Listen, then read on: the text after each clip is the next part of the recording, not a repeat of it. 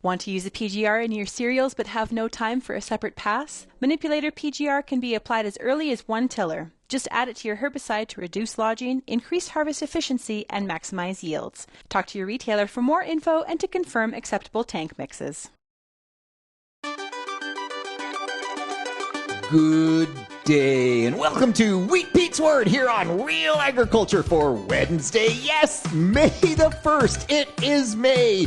On this episode of The Word, weather, how that's impacting crop staging, because that's massive. We have an insect watch because, again, everything's affected by this weather. And then at the end, lots of agronomy answers to get through. Let's go!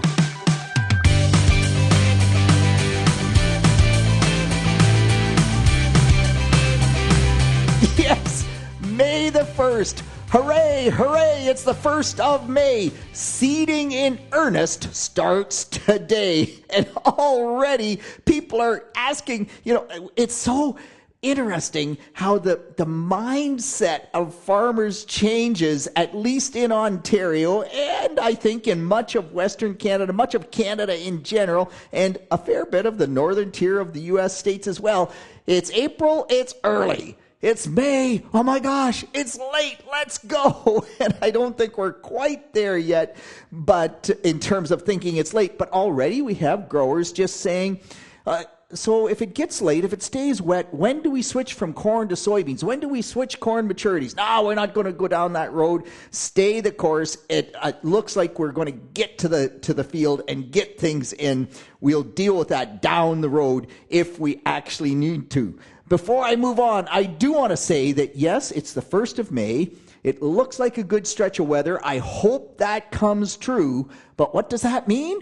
It means everybody is going to be working long hours, going hard, trying to get as much done as humanly possible, which means you're going to be tired. You're going to be maybe not take that extra minute to think. Please be safe. Think twice, act once. Make sure the flashers are on. Make sure the SMV sign is on. Walk around. Put the safety locks in so it doesn't come down on you. All of these things. Please, please, please be safe. And while we're on the being safe note, man, part of that is also your mental attitude, your stress levels. Like, gosh, that's so important. So don't forget Wheat Pete's 15, or if you're sitting in the tractor and you're just got it on auto steer and it's a long way to the other end of the field, just hit the dial and call somebody. Just say, hey, are you okay? Are you doing well? And on that note, I am really pleased to report that the Three Oaks Cabin in Lambton County here in Ontario is the 2024 Ontario recipient for the Growing Home Award from BASF. So Three Oaks Cabin is just a respite for people who are under significant stress, need a place to go where they can just disconnect. And so many thanks to the Bergsma family who have built Three Oaks Cabin. And be safe, and congratulations. And thanks to BASF for that award. Okay, I want to move on. I want to talk about the weather. So get this. Yeah, baby. Hey, sweet corn planted under plastic last week is emerging as we speak on Wednesday, May the 1st. I love sweet corn. So that is awesome news. Dan and Perry both sending me some pictures of amazing red clover stands in the winter wheat crop, so that puts a big smile on my face. Meanwhile, Tim, talk about a mild winter, incredibly mild winter. Tim planted cover crop oats along a river bed, so kind of in an erosion-prone area. He said, we got to try to stabilize that what we can. Guess what? The oats are just a perfect stand. Planted in October, 0 winter kill, didn't have any erosion there either, so they did their job, but just, he's still going to take them out. I said, Tim, you going to leave them for a crop? No, we're not going to do that. But wow, plant oats in October, and it's a perfect stand in April or in May. That is quite incredible. Meanwhile, talk about variable weather, because it's summertime now. It's May, it's summer. We have 20-degree days or 22. We have 10-degree nights.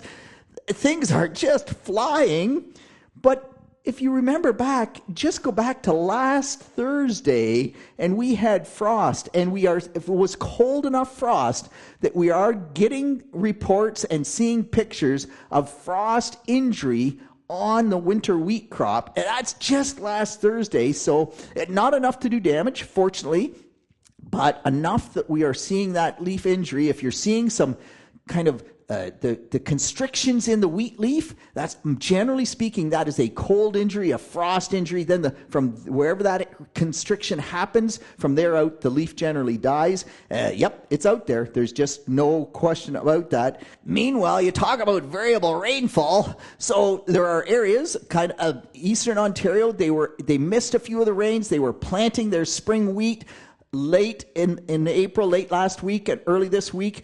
Other areas just getting inundated. Marty from Chatham, Kent, reporting that 164 millimeters of rainfall in April. That's 6.5 inches, over 2 inches in the last 7 days alone. So there are areas that are just way too wet to get anything done, and even struggled to get the nitrogen on the wheat.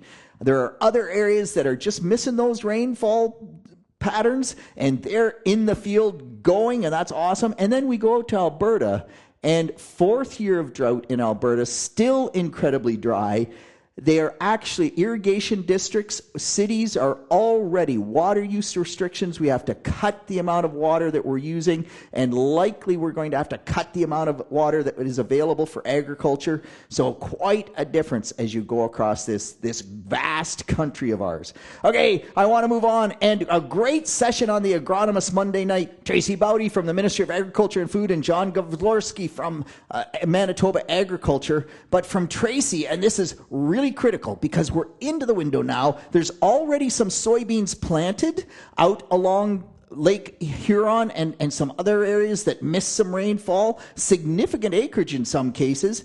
But with the really mild winter, with the amount of heat that we have accumulated, we really expect that all of our insect pests that do overwinter, number one, the amount of mortality over the winter is really low, maybe 20% for something like bean leaf beetle. So basically an excellent winter for winter survival. Meanwhile, they're 2 weeks to 3 weeks ahead of their normal development. If you are the first person in your area, particularly in the Southwest, going to the field to plant soybeans, bean leaf beetle is a big concern. Make sure you use treated seed. It's not that we have to treat everything, but if you are first, make sure you have insecticide-treated seed with your soybean crop, because otherwise you could get into big issues. Alfalfa weevil is moving along really quickly. It's at peak feeding in Ohio, not Ontario yet, but that Essex-Kent area is not much different than Ohio. It's coming fast. We're still a fair piece away, I think, from anyone harvesting that alpha, although it also is advanced.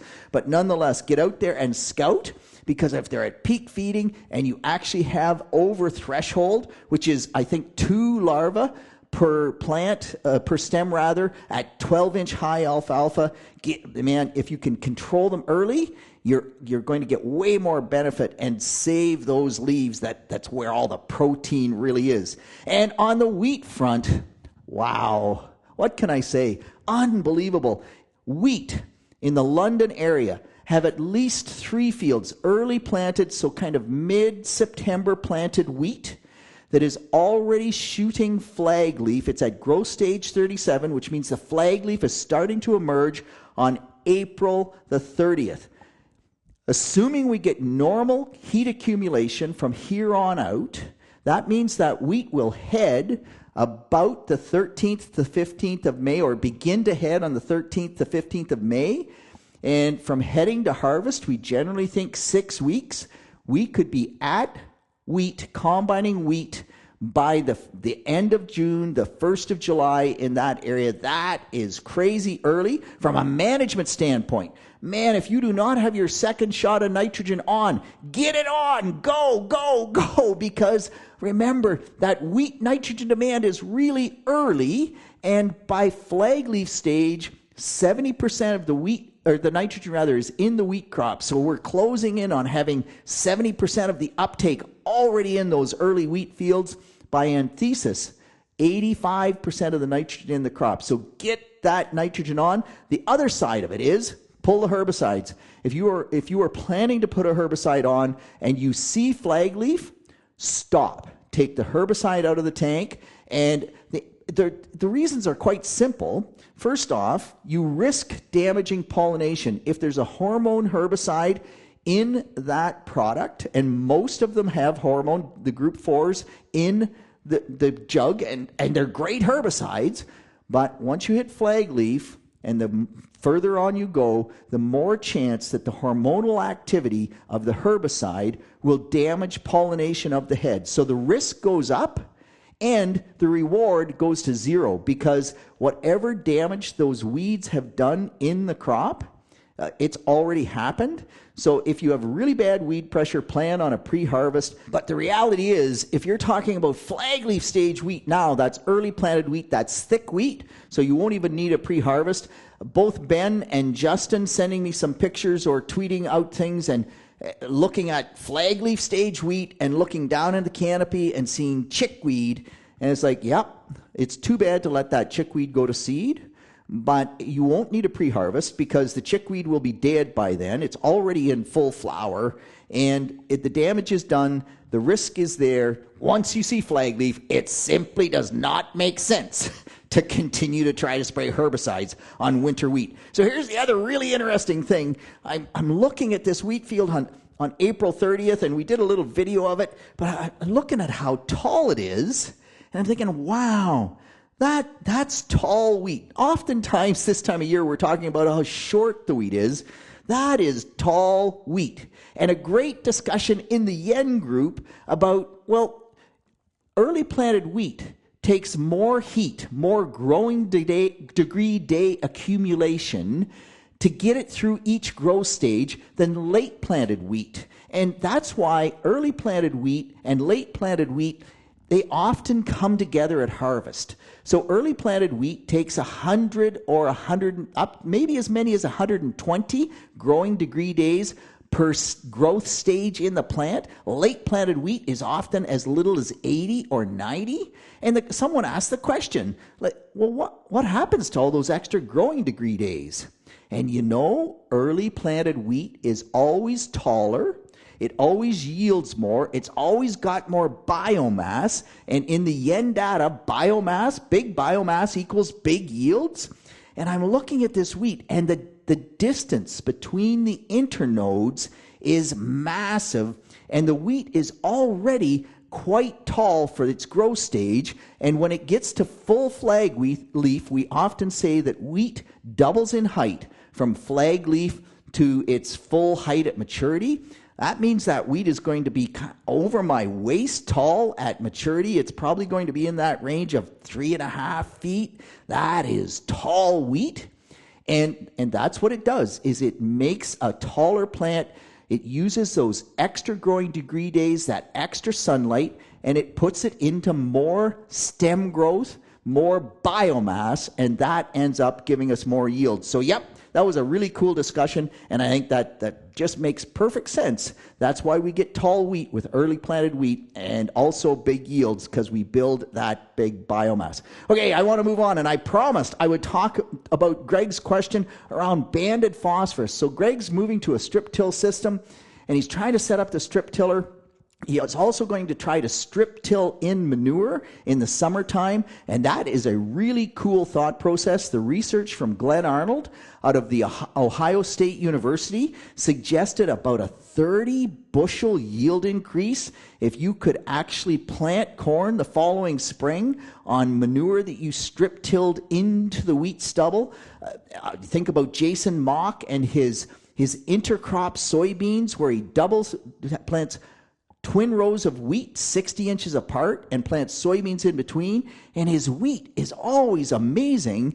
But if you look at his system, he's planting that twin row of wheat in the fall. He's planting it on top of where he has injected manure, so sort of a strip till of manure that wheat gets to feed on. So this is a really cool thought process. But as Greg goes down that road, he's trying to set up his strip tiller. He's saying, so I really want that strip tiller to get me a zone of phosphorus. And how does that make sense? Or how do I want to do that? At the end of the day, banded phosphorus is always more efficient than worked into a zone or than broadcast. And the reason is, the more that phosphorus gets exposed to the soil, the more it reacts with the calcium or the aluminum or the iron.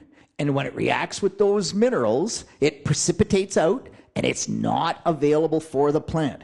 So absolutely, Greg, you want in the spring, you want a band, a hot zone of phosphorus. It can't be too close to the corn seed, and this is the challenge. But if you have that band, then it's going to remain more available. The phosphorus will be more available to that corn plant this year. Long term, maybe building soil phosphorus works. We know it works. But even with banding, there's some great data out of Indiana that said 2 years after they put that band of phosphorus into the soil, within the zone of the banded phosphorus, they had 11 times higher soil test level than they did in the general soil around it. So keep it in a band, and as long as it's close enough to the seed, you are going to get way more bang for the buck than you are going to if you just go out there and broadcast that phosphorus. By the way, broadcast phosphorus works with soybeans. It's just the way it works. It's different plant, different root structure, different timing of uptake. But from a corn standpoint, man, it's banded all the way. Spencer, you asked about the wood drill groundworks for getting soil data versus grid sampling. And again, I promised I would talk about this. So there's nothing wrong with grid sampling to determine your soil fertility levels. But all you're going to get are soil fertility levels. And if you do a grid sample and it's a 2.5 acre grid, they take point A and then 2.5 acres away, whatever that distance is, I'd have to think about that. But you get sample point B, and then the computer program interpolates in between those, and all it's using is soil test data. And soil test data is incredibly important. But it doesn't look at topography. It doesn't look at the soil type. The wood drill groundwork system is more expensive, but they take all of those things into account. If I had to choose between grid sampling or doing a SWOT map or a soil optics or a groundworks, wood drill groundworks, and if you look at kind of those different steps, I think wood drill groundworks is the Cadillac system because they do soil optics, they do topography, they do soil fertility, and they also do soil profile to a 1 meter depth. And so when you're trying to build that database, roots go a meter deep, it'd be really nice to know the soil type a meter deep. So they're all good, but if you're going to pick between the two, pick the wood drill groundworks if you can afford to do so, because it's more expensive. You're getting more information, and you'll build better management zones because you'll have more information than just soil fertility, and I think that's really critical. Okay, I am out of time, but just before I go, a couple things that are burning my butt. First off, combine residue spread. Oh my gosh, my own wheat, and I know my combine doesn't do a perfect job. And by the way, I do have, thanks so much to Doug Walker, I have a chaff spreader for my combine for this year, so I'm going to get better. But I walk my wheat, and it is not perfect despite all my efforts to make it perfect, and it's our combine residue spread. I walk wheat for clients.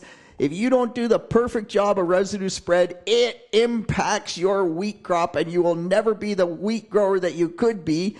The other thing is on tissue tests, and the Yen program is awesome, and these high-yield corn growers are awesome because they push tissue tests. Yeah, they're great, but just because you get a tissue test that comes back and says you're low potash, Nick getting his Yen sample back, low potash, his soil test for potash is 163 parts per million. The chances of that being a yield-limiting low potash tissue test are very close to zero. Both Nick and Josh getting back low manganese levels, no visual symptomology whatsoever. very unlikely we're going to get response to manganese. Tissue tests are great. They're a snapshot in time, and just interpret them carefully. With that, I am way over time. That's it. That's all on behalf of the team here at Real Agriculture. This is Wheat Pete with the word for Wednesday, the 1st of May. Have a great week. Get lots planted. Be safe. We'll talk to you next week.